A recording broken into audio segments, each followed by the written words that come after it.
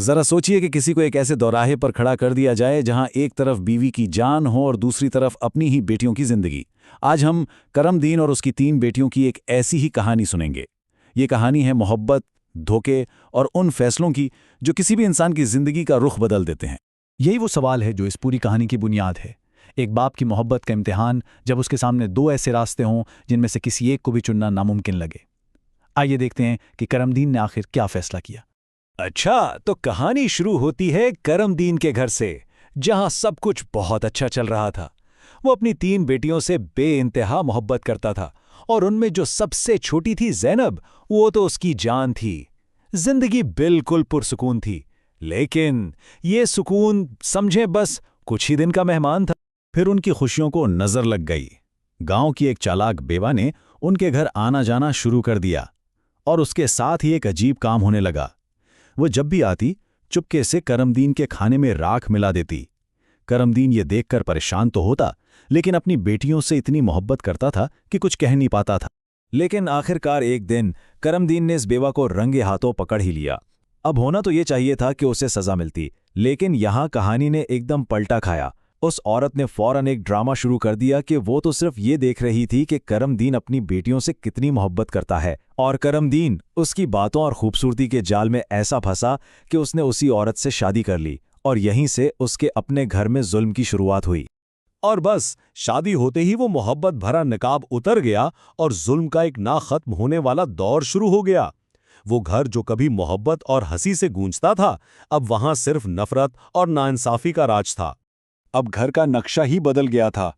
ایک طرف کرم دین کی اپنی بیٹیاں تھیں جن سے دن رات جانوروں کی طرح کام لیا جاتا، کھانے کو بچا کھچا ملتا اور پہننے کو پھٹے پرانے کپڑے، اور دوسری طرف تھی سوتیلی بہن جو دن بھر آرام کرتی، اچھے اچھے کھانے کھاتی اور نئے نئے کپڑے پہنتی۔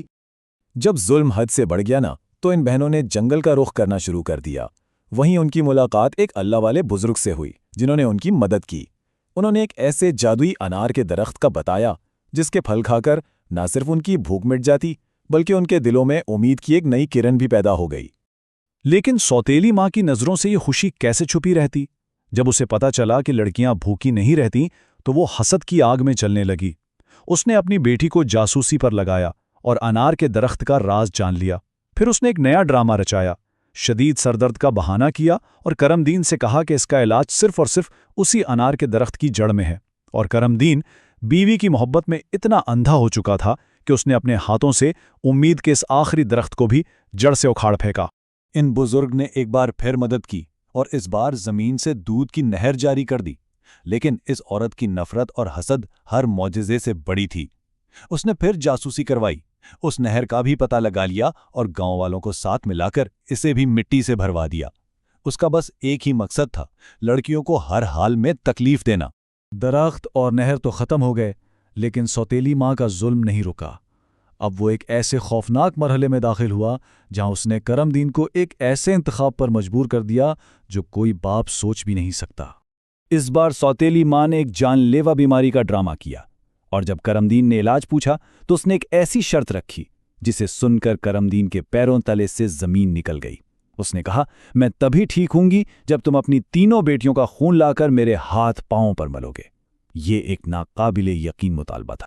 کرم دین بیچارہ پھنس گیا، ایک طرف بیٹیاں، دوسری طرف بیوی کی جان۔ وہ اپنی بیٹیوں کو مار تو نہیں سکتا تھا، لیکن بیوی کو مرتا ہوا بھی نہیں دیکھ سکتا تھا۔ آخرکار اس نے ایک دل دہلا دینے والا فیصلہ کیا۔ وہ اپنی بیٹیوں کو گہرے جنگل میں لے گیا، انہیں پیٹ بھر کر کھانا کھلایا، اور جب وہ سو گئیں تو انہیں وہیں تنہا چھوڑ کر بھاگ آیا۔ اس نے سوچا کم سے کم وہ زندہ تو رہیں گی۔ جب بہنوں کی آنکھ کھلی تو وہ گھنے جنگل میں بالکل اکیلی تھیں۔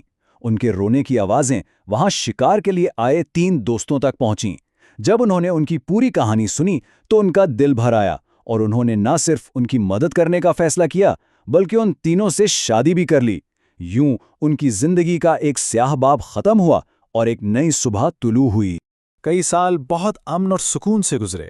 بہنوں نے اپنی نئی زندگی شروع کر لی تھیں، اور زینب کے ہاں ایک بیٹا بھی پیدا ہوا۔ ایسا لگ رہا تھا کہ ساری مشکلیں ختم ہو گئی ہیں، لیکن اصل آزمائش تو ابھی باقی تھی۔ اس بار ان کا سامنا ایک ایسے دشمن سے تھا جو پہلے والوں سے کہیں زیادہ طاقتور تھا۔ ایک ایسی آزمائش جس نے 14 سال تک چلنا تھا۔ 1-2 دن نہیں، पूरे 14 साल की कैद और जुदाई। और फिर एक एक करके सब कुछ बिखरने लगा। पहले ज़ैनब का शौहर नासिर शिकार पे गया और कभी वापस नहीं आया। फिर उसके दोनों दोस्त उसे ढूंढने निकले और वो भी लापता हो गए। आखिर में एक जादूगर फकीर के भेस में आया और जब ज़ैनब ने उससे शादी से इनकार किया तो उसने अपने जादू से ज़ैनब को कुत्ता बनाकर कैद कर लिया। 14 साल बीत गए। ज़ैनब का बेटा अब जवान हो चुका था, जिसे उसकी खालाओं ने बड़े नाज से पाला था। जब उसे अपनी माँ की असल कहानी पता चली तो उसने कसम खाई कि वो अपने वालदैन और मामू सबको ढूंढ कर रहेगा। और यूं उसकी एक अजीम जुस्तजू का आगाज हुआ। और उसकी मदद के लिए कौन आया? जी हाँ, वही बुजुर्ग जिन्होंने कभी उसकी माँ की मदद की थी। बुजुर्ग ने एक बहुत खौफनाक राज बताया कि ये सारा इलाका एक ताकतवर जादूगर के कब्जे में है जो अपने दुश्मनों को पत्थर का बना देता है, और उसके वालिद और मामू भी इसी जादूगर के कैदी हैं। यहां सबसे बड़ा मसला ये था कि इस जादूगर को मारा नहीं जा सकता था क्योंकि इसकी जान उसके अपने जिस्म में थी ही नहीं। तो सवाल ये था कि ऐसे दुश्मन को हराया कैसे जाए जिसकी जिंदगी की ताकत कहीं और छुपी हुई हो। तो बुजुर्ग ने एक बड़ा जबरदस्त प्लान बनाया। पहला कदम, बेटे को जादूगर का एतमाद जीतना होगा। दूसरा कदम, उसे अपनी माँ तक एक पैगाम पहुंचाना होगा जिसके लिए वो एक अंगूठी इस्तेमाल करेगा जो ज़ैनब ने बचपन में उसे दी थी। और तीसरा और सबसे अहम कदम, ज़ैनब जादूगर से मीठी मीठी बातें करके उसकी कमजोरी का राज उगलवाएगी कि उसकी जान एक तोते में कैद है। मंसूबा तैयार था और अब वक्त था उस पर अमल करने का।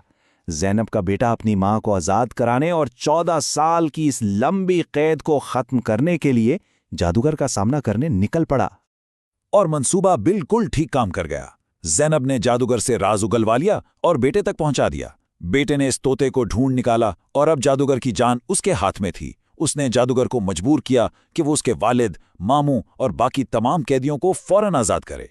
जैसे ही सब अपनी असली हालत में वापस आए, बेटे ने तोते की गर्दन मरोड़ दी और इस जालिम जादूगर का हमेशा के लिए खात्मा कर दिया। तो देखें ये सफर कहां से शुरू हुआ था।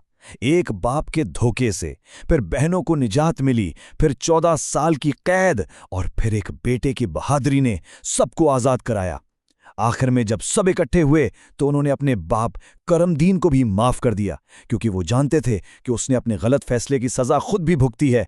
और यही माफी इस कहानी का असल खूबसूरत इख्तिताम था। ये कहानी हमें एक बहुत गहरे सवाल पर छोड़ जाती है। क्या करमदीन का फैसला सही था या गलत?